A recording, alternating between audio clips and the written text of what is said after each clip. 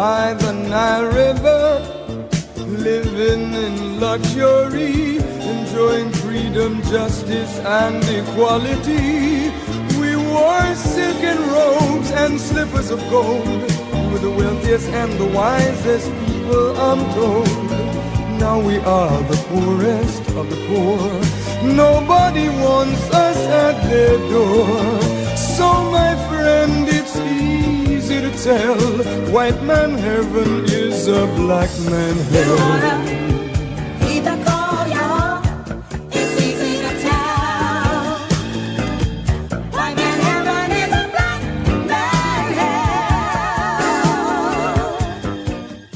So the Honorable Elijah Muhammad said that Master Farad Muhammad said 6 words to us, and these were the 6 most powerful words that he spoke.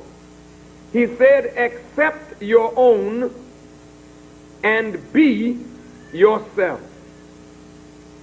Accept your own. The Caucasians who brought our fathers into slavery desired to take us away from our own people, our own culture, our own religion, our own God, our own language. So we have grown up in America away from our own mind, away from our own selves, and so we have been actually indoctrinated with an alien mentality. 10,000 fearless men. Because we're going to have to challenge the things that are destroying our community. So this ain't no punk time. This ain't no temple time, mosque time, or church time. All the singing and shouting and preaching is over. Get in them streets now. Block by block. We're going to have to clean it up. The airwaves is not enough. The television screen is not enough. You got to put boots on the ground who are trained and are willing to make the sacrifice of life itself to see our community made a decent place to live. Attention. Drill.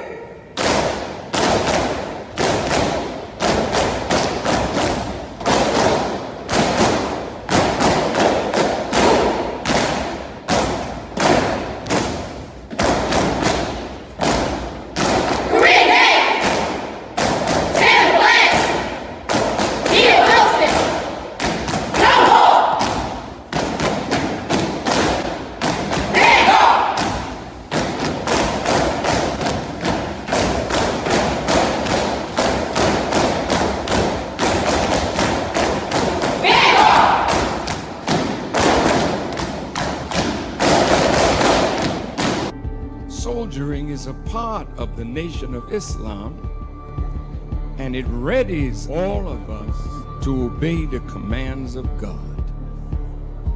Now some will ask, well, why military drill? Because this is what produces the camaraderie.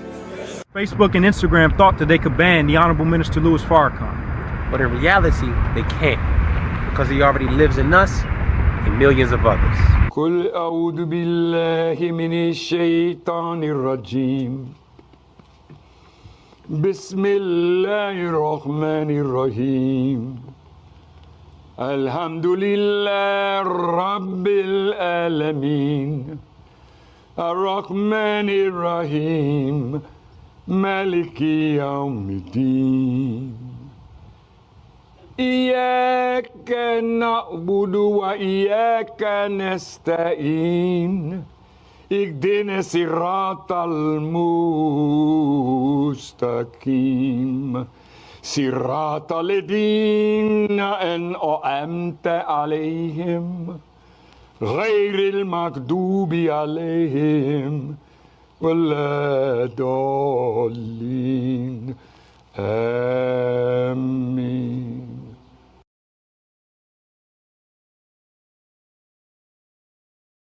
In the name of Allah, Master Fard Muhammad, the one true and living God, to whom praise is due forever, I bear witness that there is no God but Allah and that the Honorable Elijah Muhammad is his messenger.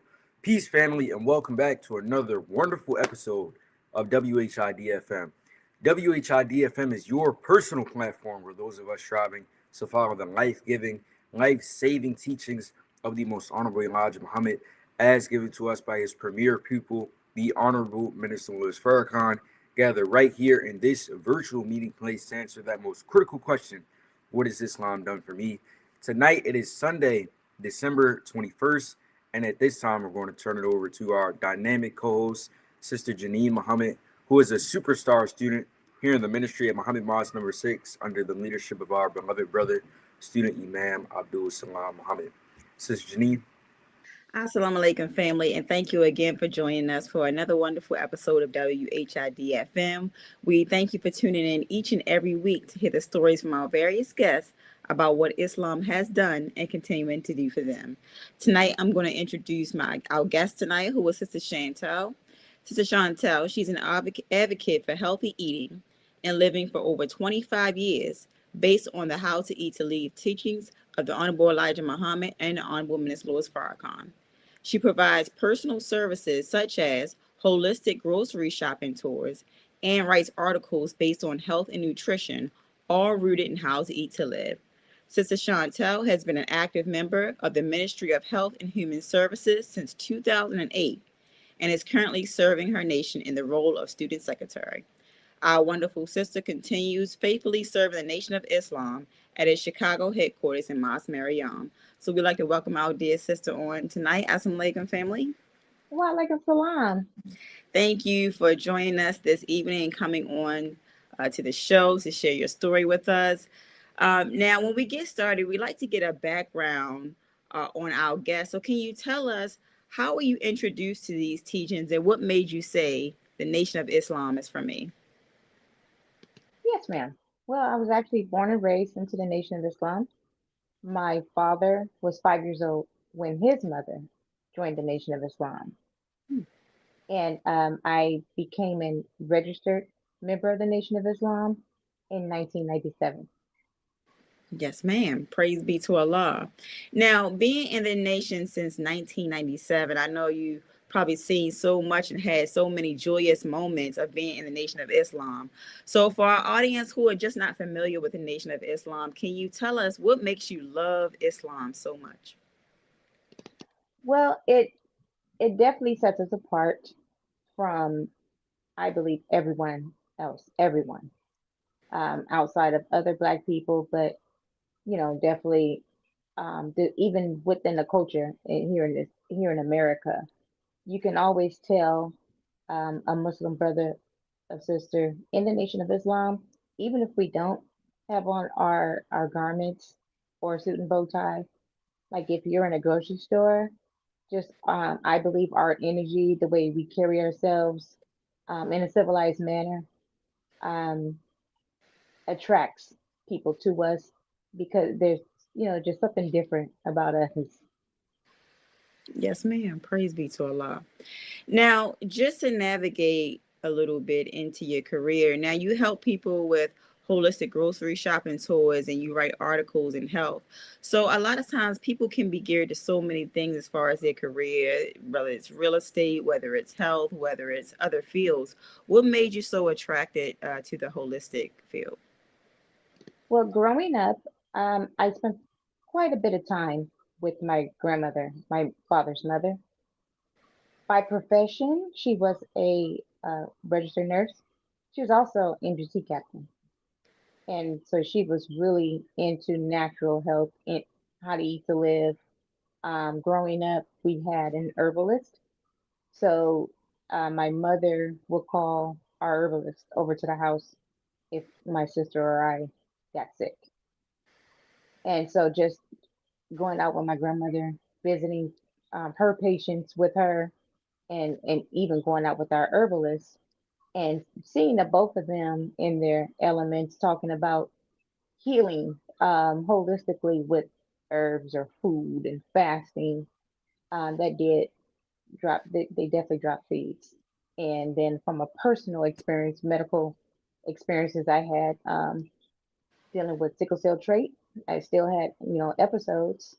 And the last major episode I had sent me running to How to Eat to Live. And so it's been over 30 years since I had a sickle cell episode. Wow, praise be to Allah.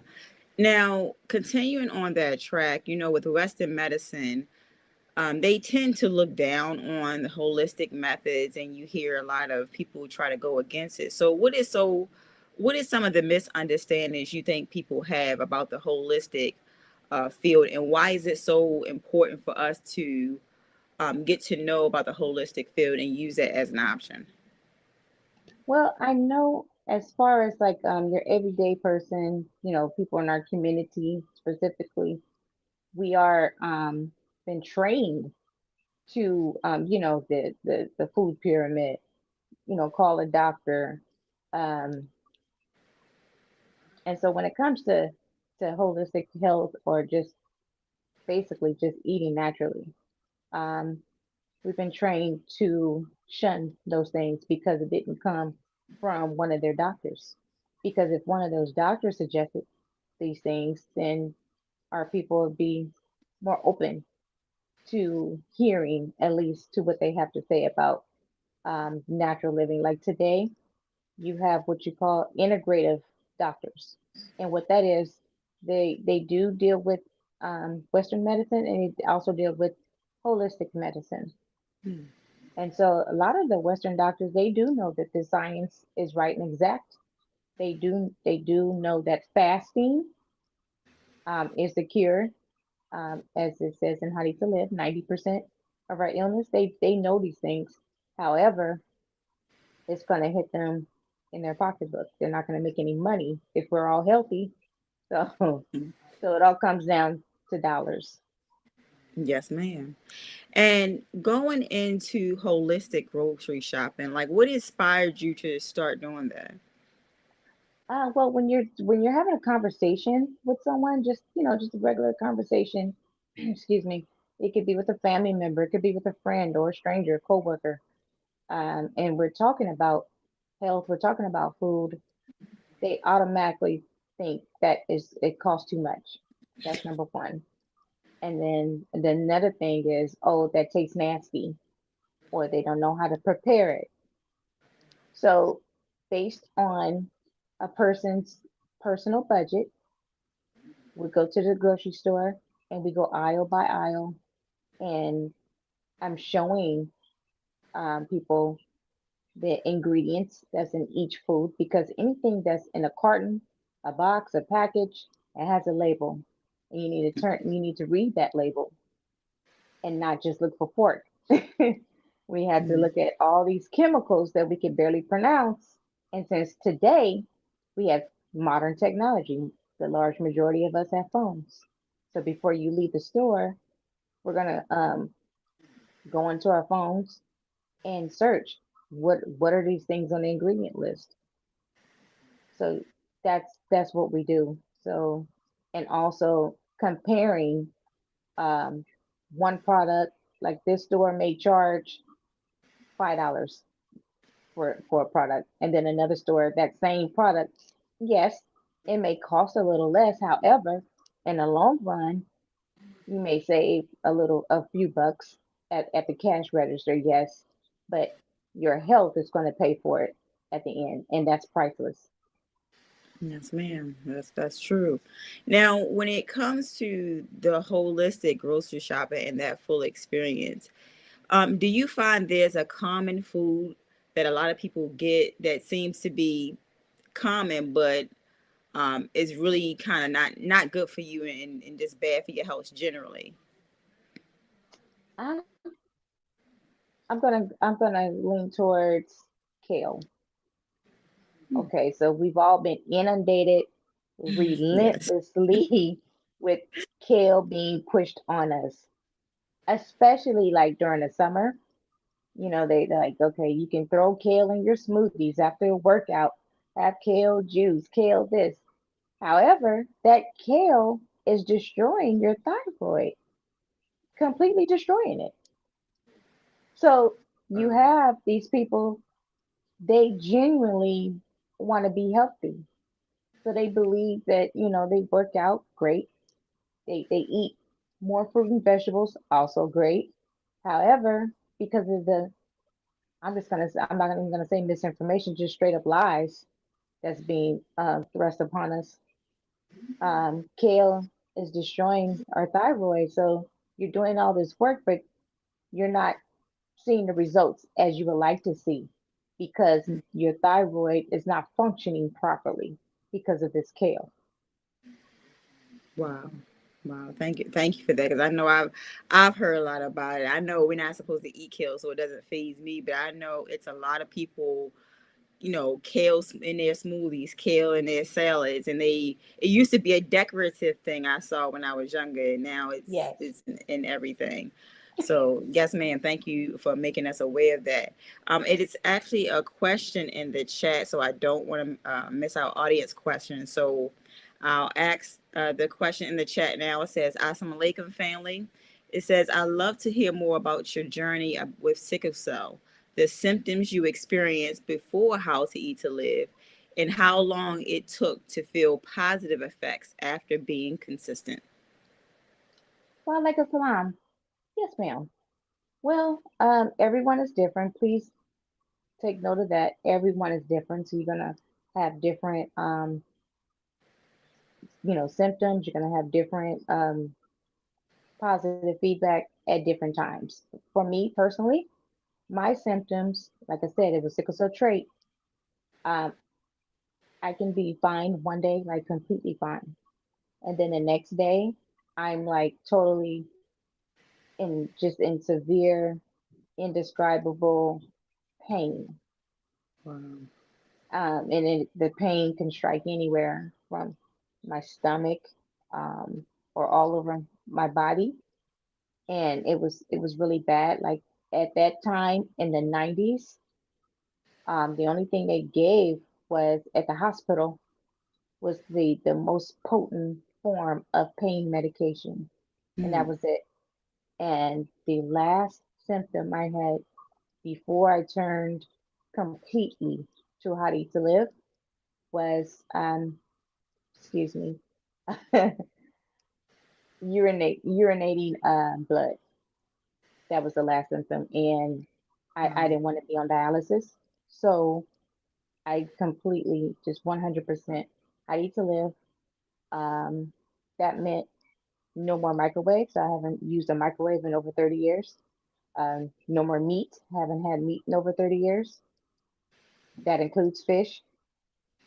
And I've been doing a lot better with sugar. So now sugar is maybe once or twice a week now. Wow. And as far as how long it took to feel positive effects, it actually wasn't long. It wasn't long because I was going to the emergency room once a month from sickle cell symptoms. Wow. Praise be to Allah. That, I'm happy you haven't seen a symptom in so long. And have you looked into, I'm not sure, so I apologize if my lack of knowing, but is there any science with, Navy Bean and that? Have you looked into Navy Bean and how that relates to illness? And if so, what have you seen as far as that? Okay, let me make sure I understand your question. Are you asking how the navy bean helps with healing? Help with any healing? Have you looked into how the navy beans help in healing? I have not looked into the healing powers of navy beans per se.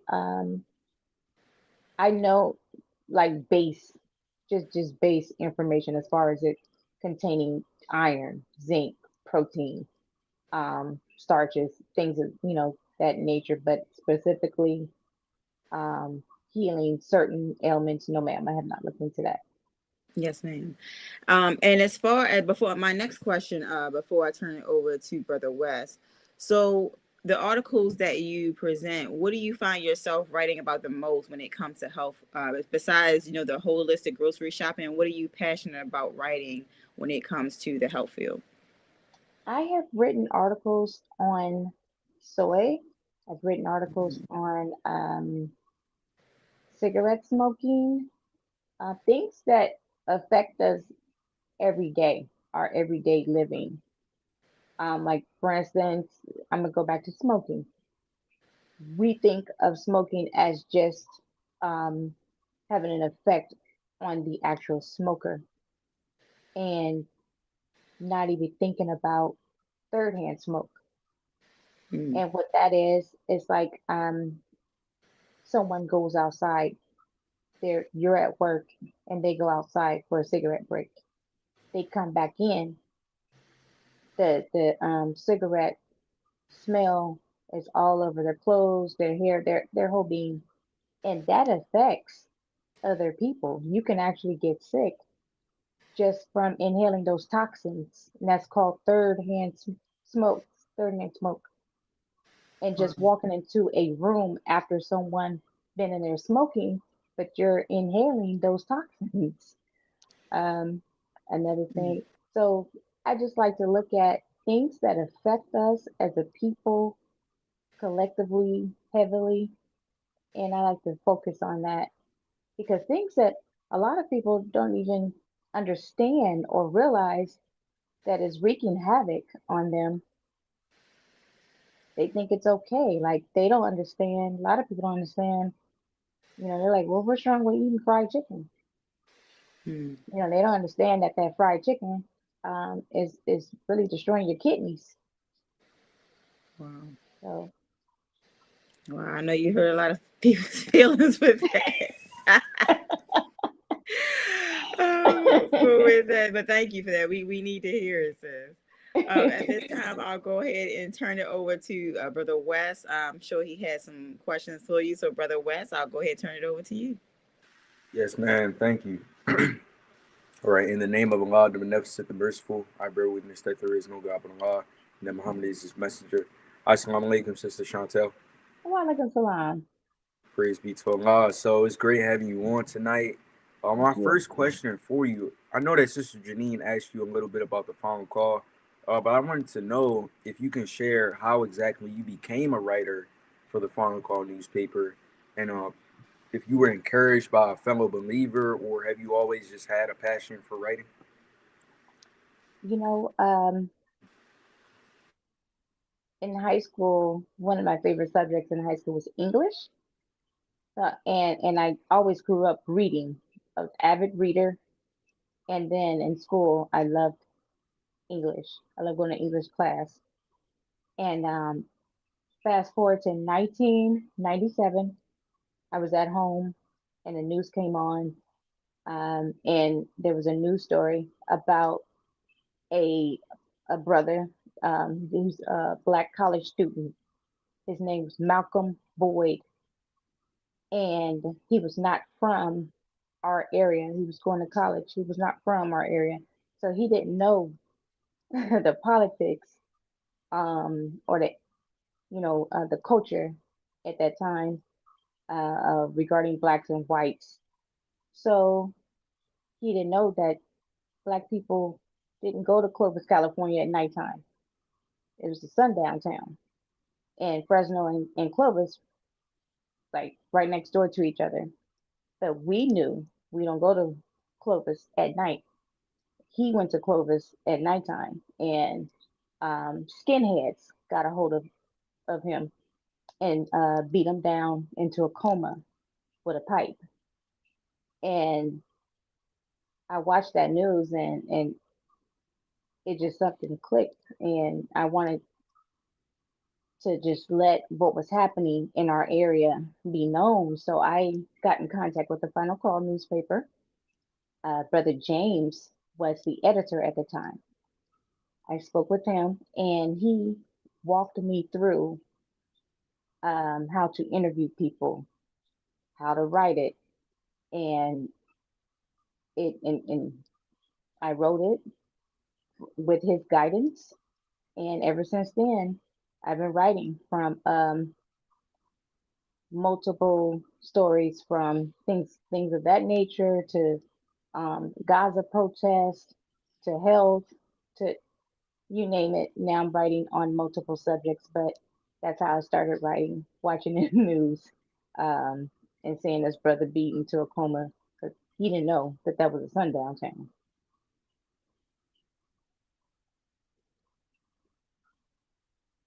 Praise be to Allah. That's an amazing story. That's actually a very interesting way to get into writing. I'm happy you shared that with us for sure. My next question for you, going back to, I guess, just being in the Nation of Islam in general, like building that family, that community, what would you say is the best advice given to you by a fellow believer if you had to just pick one? Or it could be a few, but what comes to mind when you think of that? The best advice you've been given by a fellow believer. That's advice just in general or pertaining to a certain subject? It can be just in general throughout your journey Okay. in this one. Yes, ma'am. Okay. I want to say there was a sister. It wasn't advice just to me. It was a group of us, and she did state that we have to give people grace and like your fellow believer and just people in general grace because you really don't know what people are going through, and so and what that means is like you come across someone and you're like, oh my God, they rude or they got a bad attitude. However, you don't know what that person is facing. Not excusing that behavior, but just acknowledging that person could very well be going through a hard time. And you don't have to go back and forth or argue or as they say today, match that energy because you just never know. You have to show people grace because all of us, will want someone to show us grace. Absolutely, yes, ma'am. I think that's really important, especially today, for sure. Yes. And next, if you had to pick one out of, your years in the Nation of Islam, I know it's been a wonderful journey. What would you say is your most memorable experience as an MGT now? It can be like a Savior's Day, it could be just a time at the mosque or even during some community service. But if you had to pick your best experience thus far. Wow, that's a great question. Thank you. I would say it was 2012. In 2012, um, I had walked out of my apartment building into the courtyard. It's here in Chicago. And just standing there was student minister, Sister Ava Muhammad. What? This is early in the morning in my courtyard and so her and we had a brief conversation. That was the first time I ever had a conversation with her, and she was really nice, very pleasant, and I'll never forget that moment because I just was not expecting that at all. May Allah be pleased with her. But yeah, I would say that was my best experience thus far.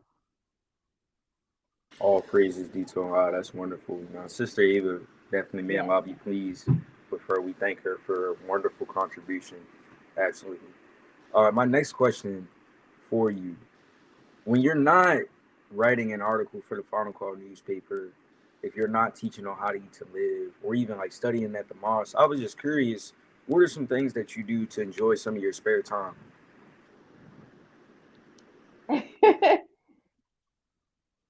Okay, this may come off as odd, but I really really enjoy classic cars, 1960s cars. Oh gosh, I love I like looking at them on Pinterest, on Facebook, during the summer, like going to car shows, old school car shows, um, and yeah, and oh, I like watching boxing. Yeah. Yes, man, for sure. And with that, we're going to turn it over to Brother Jamal for some of his questions. Yes, sir. In the name of Allah, the Beneficent, the Merciful, I believe there is no God but Allah, and Muhammad is his messenger. Assalamu alaikum, Sister Shawntell. Walaikum salam. All right, to get started. So my first question is a nation question. What keeps you motivated to serve the nation year after year? Another great question. Just seeing our people suffering when they don't have to. Not they don't always have to. Some things, you just can't avoid. But the things that we can have control over, such as what we eat, what we drink, what we put on our bodies, we can control those things.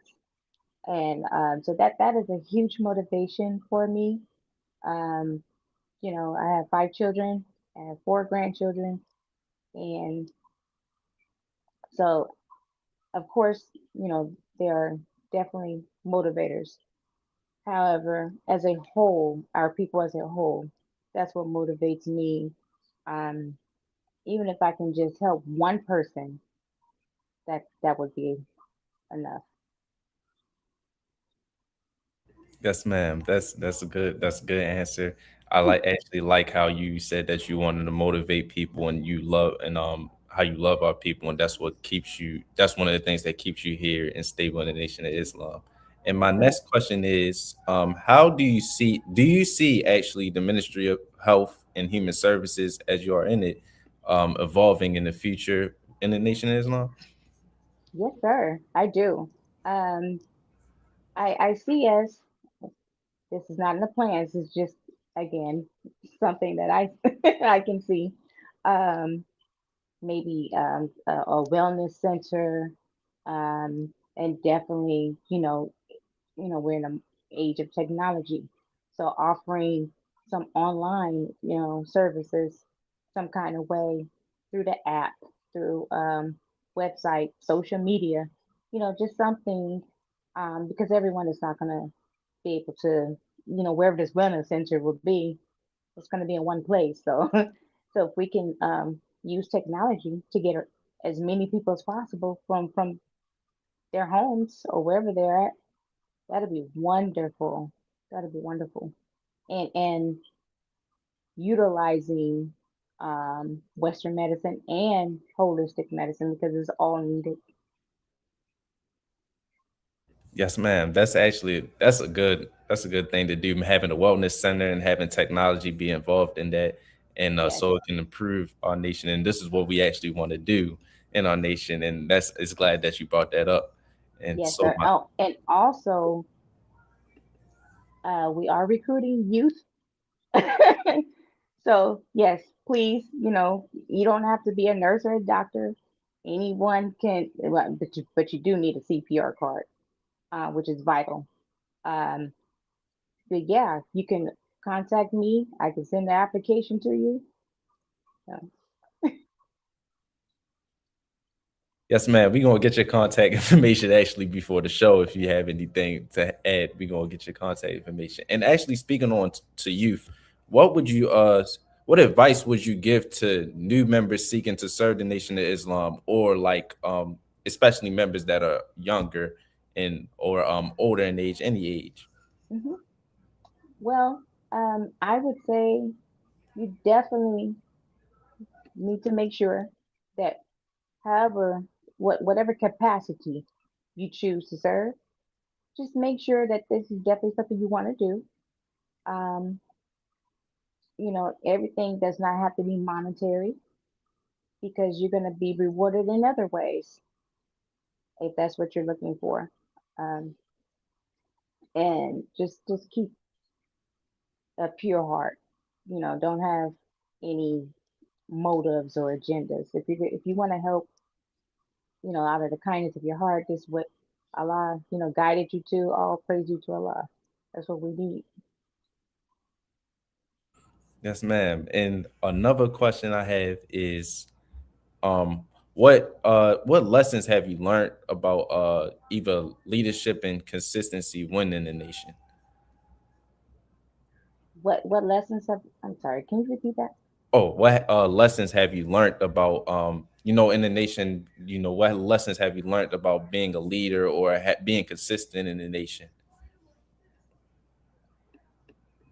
You have to be extremely mindful that the Nation of Islam, we attract all kinds of people.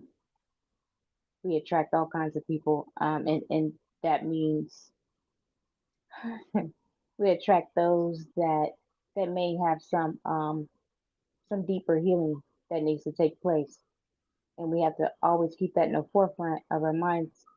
That so you have to be very careful of the instructions or things that you say. Like, okay, for instance, you're on social media and you're posting some information that makes you a leader because you have friends or followers. So you have to be very careful, be very mindful because some people, they're not going to do further research. They're going to just hang on to what you presented. And if something goes wrong because what they believe you instructed them to do, then you don't want that to weigh on you. Yes, man, that's a good answer, and I actually like that because you don't want the stuff in the nation like to weigh on you if you're not consistent, as you've been saying. Yes, ma'am. And actually, the my second to last question before we pass it on to Sister Louisa, how do you actually my fault. How do you envision the role of holistic health evolving in our communities over like the next decade or so? In our community, um, because of the overwhelming chronic illnesses we suffer from, yet the lacking the financial means to properly deal with these chronic illnesses, more people are turning towards um, natural ways. You have a lot more people growing food. You have a lot more people inquiring online about herbs, about natural healing. That was another way. I don't know if you all were aware, but if you look on Google and even on YouTube, it's been scrubbed of a lot of information pertaining to natural health. That means it's a lot of people turning from American Medical Association to back to the way we used to do things, which is natural living. Oh, I have another question about that. So, is why do you think it is the way of why is it getting scrubbed off that the ways of natural healing, or why do you think um there's less information out there about less natural healing, or just why is it getting hidden? Well, because when people are healing themselves or going to someone that can heal them for much less money than going to a doctor or a hospital, and this is a multi-billion-dollar industry, you're putting a dent in their cash flow. You can't have that. So when you can control the way someone thinks, and then in their minds, they have very limited ways of doing things because unfortunately, even today, people are still not going further, doing deeper research. Because, like, okay, if you can't find it online, there's still bookstores around. Go to the bookstore. There's lots of books on holistic living. Right. There should be no excuse to get the information to actually be Exactly. healthy. Yes, yes, ma'am. And my last question is before we pass it on to Sister Louisa, is more of a personal question. I always try to ask, what legacy would you like to leave in your life for people or in the nation? It could be in the nation, for your life, or for people along the way, and for yourself. What legacy would you like to leave in the future? Uh, Putting health as a priority, making health top priority. And oh gosh, I don't want to sound like an auntie, but even if you are in your teens, your 20s, your 30s, you have to take your health serious. Nothing happens overnight. A lot of times, what happens in someone's 40s or 50s, that was a buildup from 20s and 30s. So, but you know what? Today, you don't have to wait till you're in your 40s or 50s. There's people in their 20s and 30s having strokes. There's people in their 20s and 30s being diagnosed with cancer. So we all, no matter the age, we all have to take our health serious on all levels. Yes, ma'am. Thank you for that. And is your passion. I thank you for your passion on health and actually wanting people to get better. And I love the questions I asked and the questions you answered for me, Thank and I you. learned a lot more about it. So thank you for answering my questions. And now I'm gonna pass it on to Sister Louita, who's gonna ask you more questions herself. Sister Louita. Thank you. Yes, sir. Assalamu alaikum. Well, like a salam. How you doing? You feeling good now? Yes, ma'am. That's You all made me feel very comfortable. Thank you. Oh, you're welcome. That's really good. In the name of Allah, the beneficent, the merciful, I bear witness that there is no God but Allah, that Muhammad is his messenger. I wanted to ask a question concerning rheumatoid arthritis and what is its connection with processed foods? Does it contribute to inflammation? How could you serve people with that health issue? Rheumatoid arthritis, that is inflammation, yes. Yes, And most processed foods has some form of sugar in it. Most of it does. mm, And that sugar is, I want to say, a number one trigger for inflammation. mm, And also, you do have all those other chemicals that make up ultra processed foods. mm. So that's just a general synopsis. Um, right now, I'm not able to give you like a great detail, but definitely, for one, just we're gonna have to get away from the ultra processed food. Mm-hmm. Um, and again, limitation of sugar. Thank you so much. So when you take your customers or your clients and do the grocery tours, you teach them how to grocery shop Yes, and ma'am. ingredients. Um, what about them looking up the ingredients to see what they mean and what the side effects are?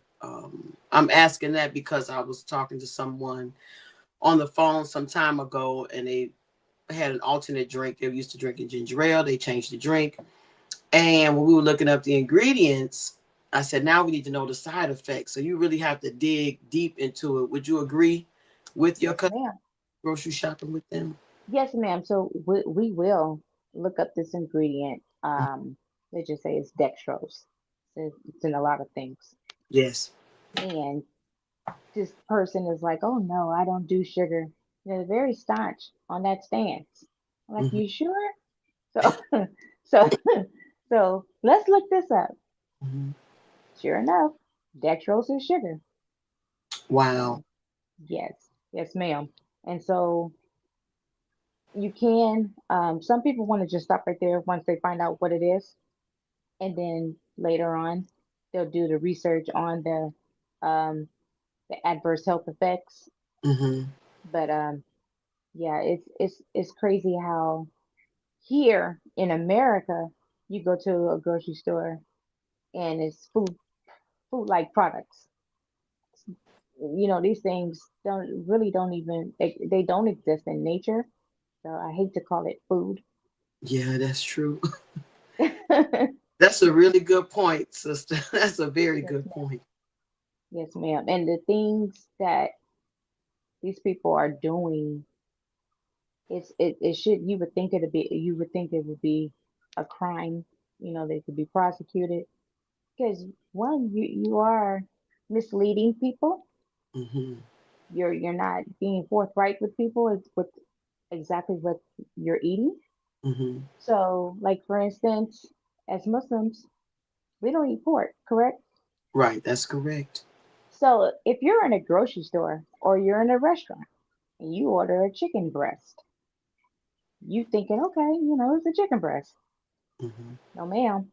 So what they do is they have this meat glue, Mm-hmm. and it's a mixture of pig and cow hemoglobin, Mm-hmm. and they take scraps of chicken, glue the scraps together, put it in a freezer. Then between 8 to 24 hours later, you have chicken breast. I went on Amazon. I was able to find some meat glue that they say was all beef. So I did that experiment. I chopped up a chicken breast, made it into scraps, put the glue on, put it in the freezer. The next day we had chicken breast. Shut up. Wow. Yeah, I've heard of meat glue, but the way you just explained it, it's real. hmm I got off Amazon $20. wow. Something that you said, if I can go back to one of the questions that you answered when you were talking about Malcolm Boyd, right? Am I saying his name? Yes, yes, ma'am. And it made me think about our people and how the enemy does not treat us right. Do you find that we're so trusting that in our mind we think that he will teach us right? What is the struggle that you have sometimes, or the resistance with some of your clients in trying to change that, mindset? You know, with that resistance, it's deeply rooted on different levels because starting from preschool, like I said earlier, you're taught about the food pyramid, Mm-hmm. and then the whole going to the doctor to get these shots and everything the doctor say, that's law. It's like almost like a gospel. So, and it's just reinforced at all times. Mm. And then on the flip side, you have mom or grandmother. They, how they cook up the meal. Mm. It's tasting good. Mm-hmm. And you have that. Well, this is tradition. This is what we've been doing. Right, and right. and I don't get sick, or we live to be such and such age. So you coming from both sides. You got it from family. You got it from outside.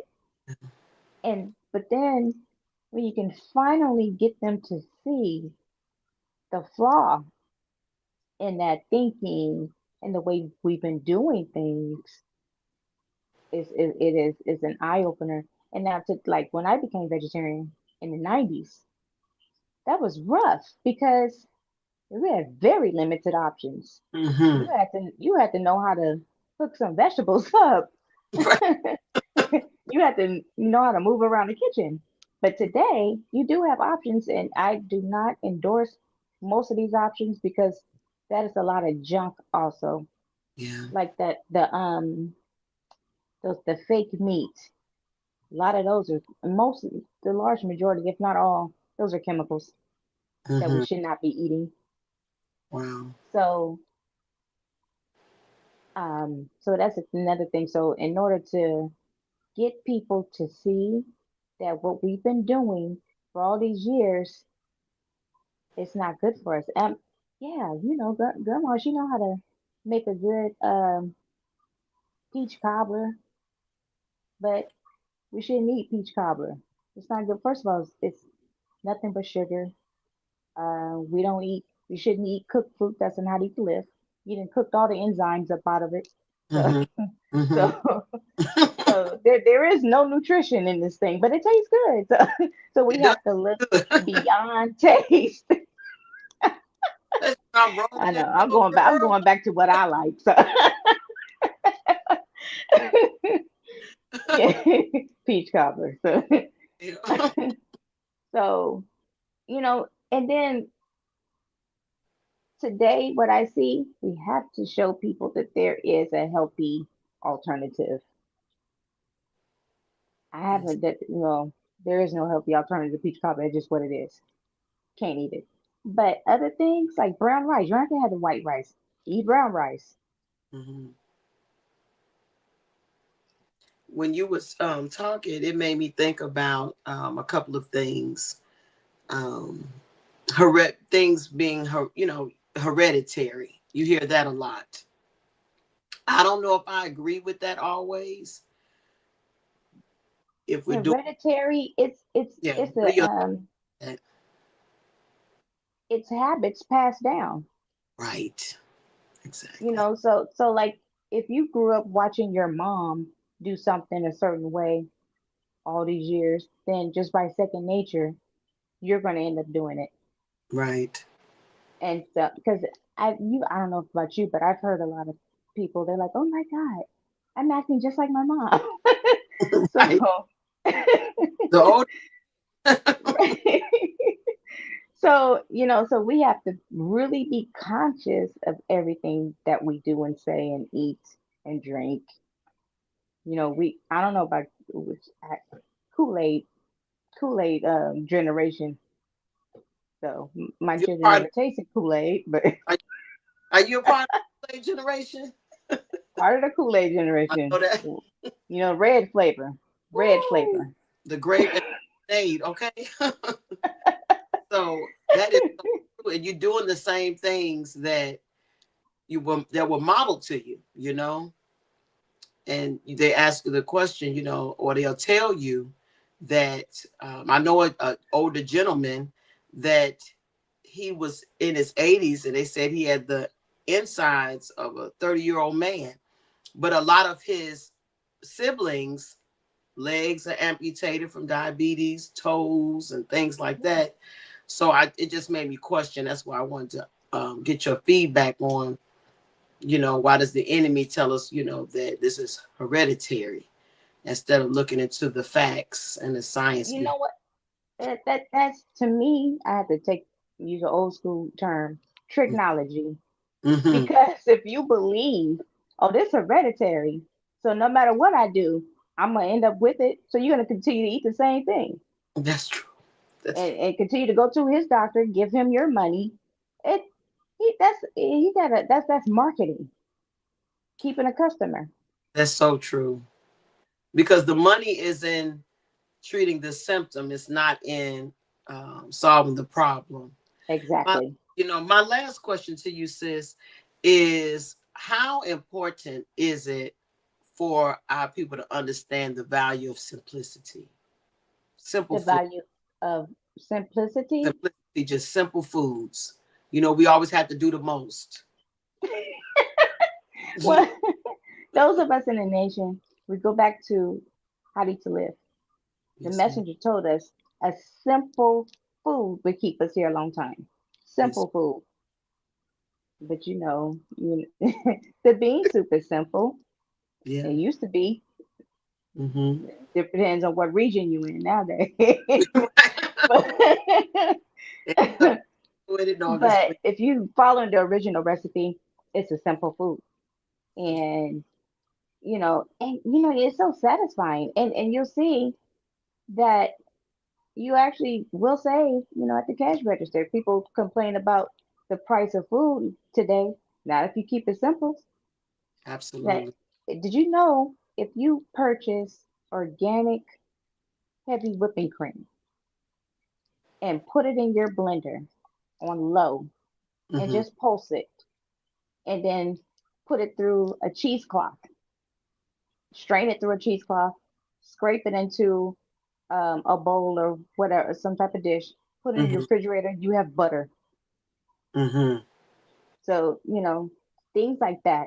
Find ways to save money. I made yogurt. I'm so angry because all these years I'm spending all this money on this yogurt and I could have been making it. Yes. And it's so simple. Wow. I said that was going to be my last question. I'm starting to sound like Brother Jamal now. It's okay. When you think about the most honorable Elijah Muhammad and how to eat to live, you know, he was solving a problem by preventing one, right? Knowing about our finances and economics, the Navy bean. And I've just been doing vegetables lately, just real simple, you know, getting full fast. I'm somebody that likes to eat. So I was a little disappointed I was getting full fast because I wanted to have some more to eat. But I do agree with simplicity. It makes a huge difference in how you feel and everything. Yes, So, ma'am, it does. Are your clients able to see the difference? The ones that stick with your guidance and direction, are they bearing witness to how to eat to live unknowingly, maybe? You know, I don't hide the fact that I'm a Muslim in the Nation of Islam, and this book, How to Eat to Live, is this is our foundation. So everyone knows that, black, white, whoever, they all know. And it's so interesting because the white women from this yoga studio that I attended, this is before COVID, we went to Whole Foods as a group, and they were like, well, how's Minister Farrakhan? You know, they were seemed pretty interested in how he was doing. And one lady, she had a problem with losing weight. She was doing yoga, exercise, drank nothing but water, weight wouldn't budge. So I'm like, let's get off the kale. Let's try getting off the kale. She got off the kale and her weight dropped. Wow. So she had to, well, I don't know what the resistance was. It doesn't sound like it was a lot of resistance with her. Not from her. Right. On the flip side, you're right. With us, right. Getting someone, I don't know, it's like, maybe because everyone shouldn't have to go to the extreme like I did with sickle cell trait symptom. Yes, ma'am. Urinating blood. Yes, ma'am. But if you don't have it, if you're not at that level, I guess you're not getting off that meat. You know, it's gonna be a fight. Yes. So, so I'm sitting here digging this up, digging that up, and then when I showed them that meat glue, a lot of them went cold turkey. I know. And they do that with the fish also. So any meat protein, they put that meat glue in. Wow. Even if they say it's organic chicken. Not the organic, no ma'am. Okay. Not the organic. Any type of meat, not just chicken. Any type of meat, as long as it's organic. All right. Yes. Just like your spices, your spices are irradiated. They go through irradiation. They say it's to kill bacteria. But if it's organic, no, they don't put it through irradiation. They just use steam. They use really hot water. It's a steam, and that kills everything. Wow. So, yeah, they always try to justify their madness. So thank you so much. Yeah, so we have to look into every single thing that they present to us. Everything. Whenever the devil brings you news, right? Look carefully at it. Thank you. Yes, ma'am. No, thank you. You're doing a wonderful job. I appreciate it. Thank you. My dear sister, I will turn it back over to Brother West, I believe. Would that be okay, Brother West? Yes, ma'am. All right, dear family, we want to take this time to just thank you for tuning in and listening to WHID-FM. We thank you for spending your valuable time because, of course, without you, there is no WHID-FM. If you have any suggestions, please feel free to give us an email at WHID1919@gmail.com Also, definitely subscribe to us on YouTube and follow us on Facebook if you haven't already. And next week, our guest will be, inshallah, Brother Bilal from Little Rock, Arkansas. So, family, make sure you tune in for another wonderful episode right back here on WHID-FM.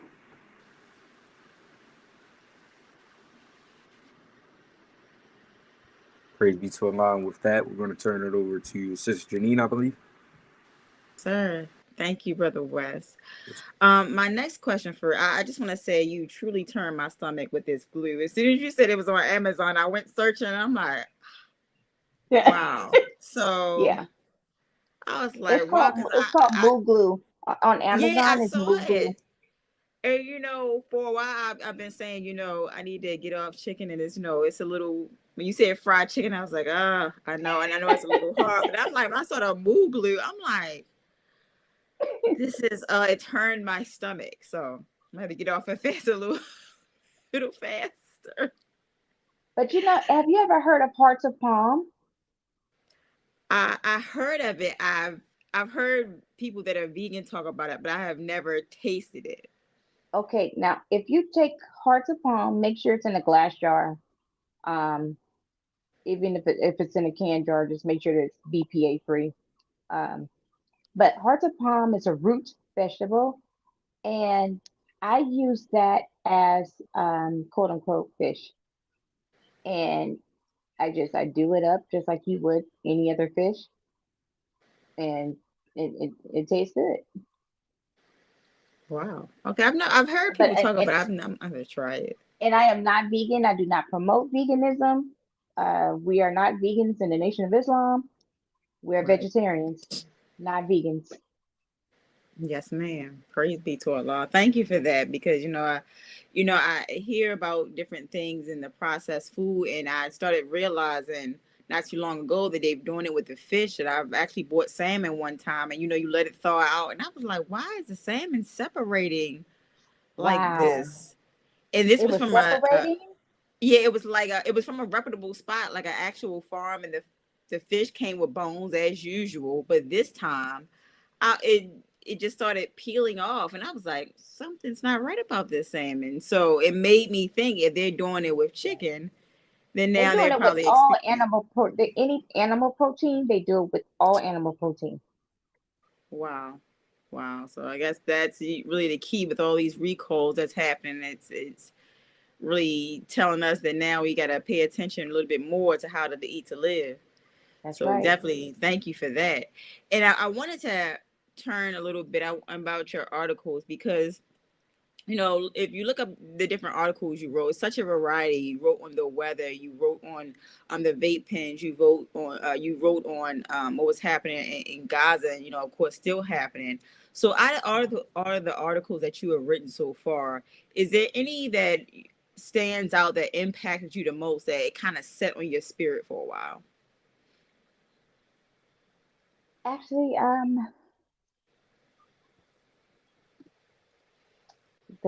it was two of them actually. One that was in a final call about smoking, and when I go into the third-hand smoke, and also talks about vaping also in that one. This latest article about smoking. That one, because there's so many young people, they think, oh well, I'm not inhaling, I'm not smoking, I'm vaping, and it's destroying your lungs. In the Ministry of Health, I talked to a lot of doctors and nurses, and they're seeing a lot of young people seriously damaged from these vapors, whatever it's called. And also another article I wrote on our hair. A lot of us believe that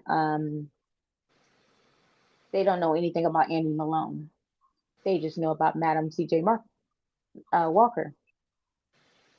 She stole Annie Malone's entire business idea, just slapped her name on it.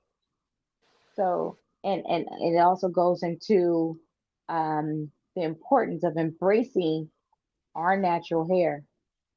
So, and the history. I mean, I really like those two articles. So the smoking and the hair. Hmm.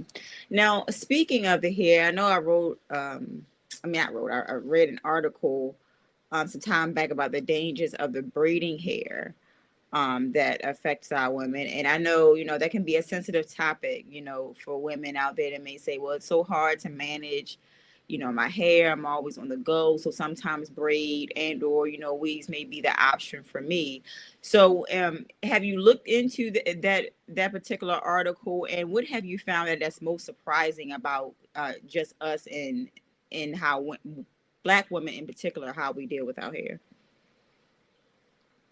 Just like with food, like you hear a lot of women say, well, I'm on a go. I'm too busy to cook. I'm too busy to be looking up these ingredients. Same thing. We've been led to believe that we're not pretty or professional or acceptable if our hair is not stringy.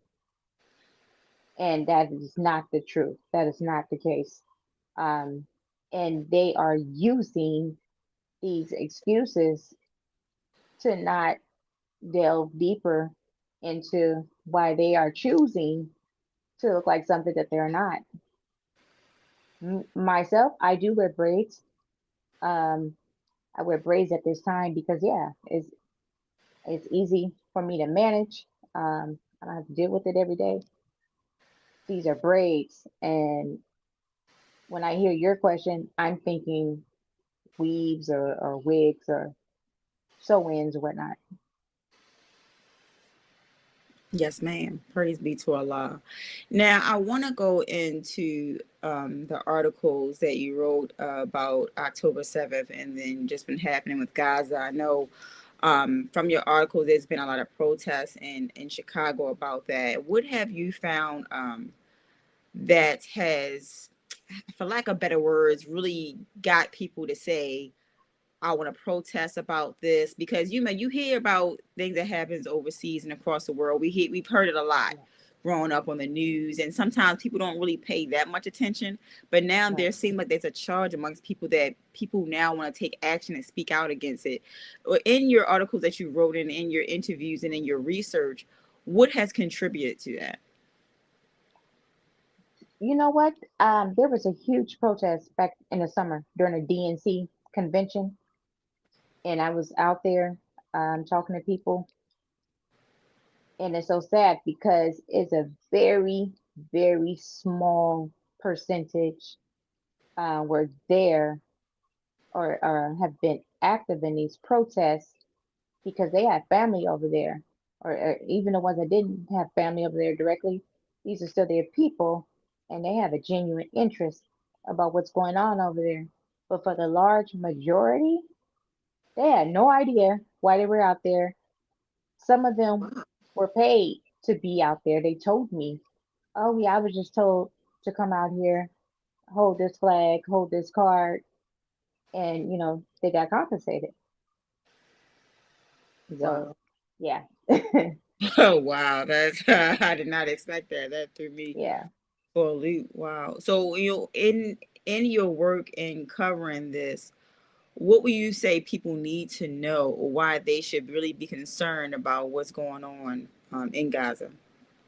Well, the most honorable Elijah Muhammad told us that what we see happen overseas not could be, but will be at our doorstep.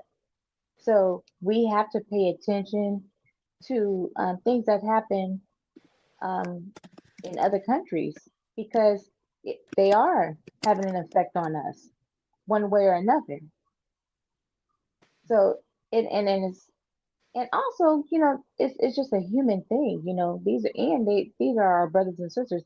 These are Muslims that's being destroyed by other people, and you know, you have to show compassion for other people because when, not if, but when things start to happen, like it's already happening in our neighborhoods, but when things heighten, when they become heightened to a whole nother level in our neighborhoods, I would think we would want people to intervene for us. Yes, ma'am. Praise be to Allah. And before I turn it over to Brother West for his final questions, I've always wondered this. When it comes to journalism, I've heard, either on social media or on the news, people say, my source says. How do journalists go about vetting their sources and making sure their source is correct? I've always wondered that. We're taught at the final call that if someone just so ambiguous, my source said, well, who is this source? And what makes them a source? Were they there personally experiencing these things? Did they themselves say this? Did they themselves witness this? So you have to delve really deep into where you're getting your news from. So it's just like you and a group of friends, and one of the girls in your group, well, somebody said this, and somebody said, well, who is this somebody? You got to start naming names, and were they there? You want to get to the bottom of it, get to the root. Yes, ma'am. Praise be to Allah. Thank you for that. I always wondered that. So I appreciate you saying that, because I always wondered if they have the source. Like, how do they know if the source is correct? And so they're that word not is just saying that. They could just be saying that. So. Yeah, and it's used like a trigger word, it seems like right. Just how they use the word anti-Semitism. I hear source a lot, so right. I appreciate you answering that. And Brother West has one more final questions for you. So Brother West, I'll go ahead and turn it over to you. Yes, man. Thank you. As we begin to wind down, prepare to close out for the night, Sister Shawntell, I just want to ask you. I know you've basically been telling us all about it, your testimony, your beautiful journey throughout the Nation of Islam. But just to tie it all together, if you can tell us, what has Islam done for you? Islam has literally brought life back into me through to live, through Master Muhammad, and to me they're one and the same. So yes, through Master Muhammad, through the guidance he gave the most honorable Elijah Muhammad with the to live, and with the honorable Louis Farrakhan in our midst today.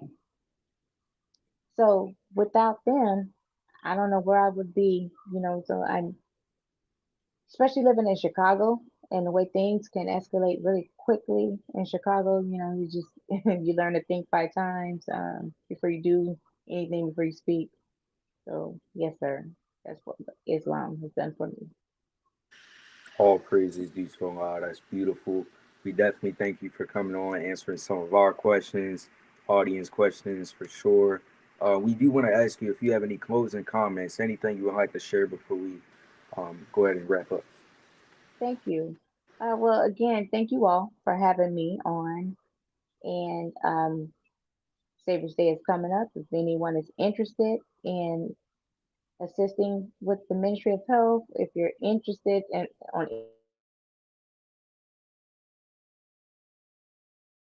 all praises to mohhs@gmail.com. MOHH. Say it one more time. It's Mosque Mariam.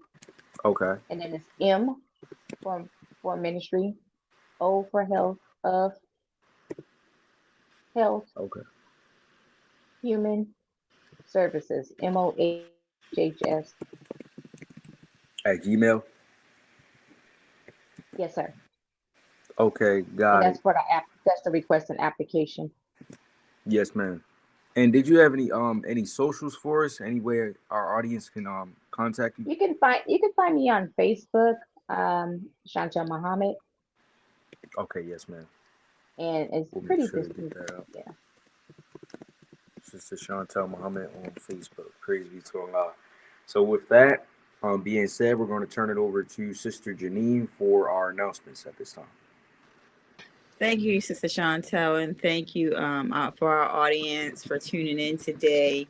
I know you thoroughly enjoy it as I have, and if you like what you heard today, you're definitely invited to study with the Nation of Islam to learn the teachings of the Most Honorable Elijah Muhammad as taught by his chief helper, the Honorable Miss Louis Farrakhan. You can register online at www.noy.org/go study. We have weekly webcasts you can listen to every Sunday at 10 a.m. Central Standard Time, 11 a.m. Eastern Standard Time, and you can also learn more information about Savior's Day as well. Final Call Radio, download it on all your devices. Take it with you on the go. Whether you're going to work, going to school, or just running some errands, it's better to have truth in your ear 24/7 than have some of this music today that's in your ear. So definitely just focus on your mind. And, like our sister was explaining today, health is so important, and it definitely starts in the mind. So download Final Call Radio and take it with you everywhere you go.